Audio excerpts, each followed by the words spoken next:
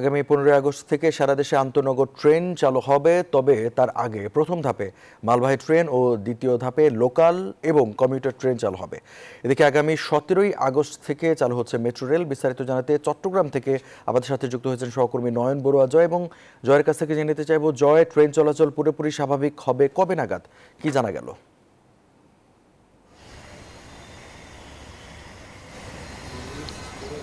ধন্যবাদ রঞ্জু আপনাকে। ট্রেন চলাচল স্বাভাবিক হতে কিন্তু বৃহস্পতিবারের পর্যন্ত সময় লাগবে বলে তারা আমাদেরকে জানিয়েছেন। বৃহস্পতিবার থেকে আন্তনগর ট্রেন ছাড়ার কথা রয়েছে, তবে আজকে বিকাল থেকে তারা এখানে অনলাইনে টিকিট বিক্রির কথা আমাদেরকে জানিয়েছেন। তবে আজকে আমরা যে চট্টগ্রাম রেল স্টেশন থেকে আমরা দেখছি মালবাহী যে ট্রেন দেখতে পাচ্ছেন, একটু আগে একটা ট্রেন ছেড়ে গেছে, তবে আর একটা ট্রেনও কিছুক্ষণ পর ছেড়ে যাবে।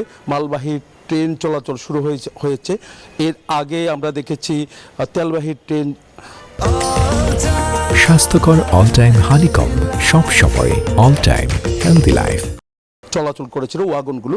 তবে কিছুদিনের আগে আবার যখন বড় ধরনের সমস্যা হয়েছিল, আন্দোলন যখন আরও জমজমাট হয়ে গেছে, তখন কিন্তু আসলে মালবাহী ট্রেন চলাচল একেবারে বন্ধ ছিল, কিন্তু তেলবাহী ট্রেন চলাচল বন্ধ ছিল। তবে বিজিবি পাহারায়, এমনকি পুলিশ প্রশাসনের পাহারায় কিন্তু তারা আজকে থেকে আবার ট্রেন চলাচল বলতে যে মালবাহী ট্রেন চলাচল তারা শুরু করেছে।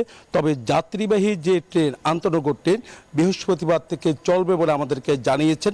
এই কারণে আজকে টিকিট বিক্রি শুরু করবে বলে জানা গেছে। তবে অনলাইনে টিকিট বিক্রি হবে, এই কারণে আমরা যে রেল স্টেশনে এসেছি, এখানে একেবারে ফাঁকা, এখানে কোনো টিকিটের জন্য কোনো যাত্রী কিন্তু তাদের আসতে হয়নি।